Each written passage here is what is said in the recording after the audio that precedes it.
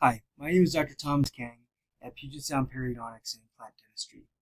Today we're going to be going over a procedure called the sinus lift, and in this particular approach it's via what we call a lateral window or through the side of the jawbone over the tooth that's going to be replaced.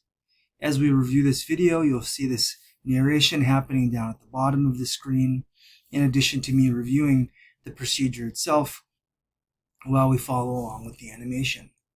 When you've lost a tooth in the back part of the jaw, most of the time in our office we'll have completed an initial bone graft to try to preserve as much of the natural bone in that area as we possibly can. But even so, in many instances, the sinus cavity itself may be quite thin and prevent us from being able to get full coverage over that site, and as a result, we will have a diminished area of bone. In the next couple of minutes, what we're going to be doing is watching that procedure. So we begin by lifting the tissue in this area, exposing the bone on the side of the jawbone. Here what we're seeing is the cross-section of the remaining bone, the sinus membrane itself, and the gum that's covering that area. Now this flap will be raised very gently, and once it's done, a small opening will be created in the side of that jawbone. Typically in our office we're using special instrumentation, not a drill like this, that allows for that sinus window opening to be completed in a very comfortable manner for you, our patient.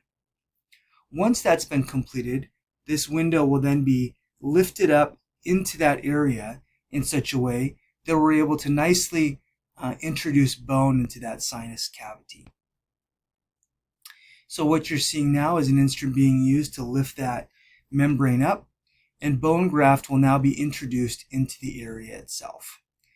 So with the bone being added, we'll now cover that with what's called the barrier membrane, and you can see now we've got this sufficient height of bone to be able to use for an implant placement to be completed. In many cases, the implant will be placed at the same time as that bone graft.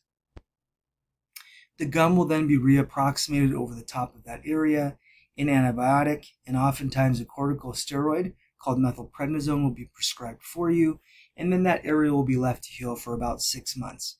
Once again, as we discussed, in many instances the implant may be placed at the same time as the sinus graft, or if your doctor decides it would be more appropriate, we'll wait until that area has had a chance to heal completely before returning to place a sinus lift. Okay, I hope that presentation's been helpful. Thank you very much, and bye-bye.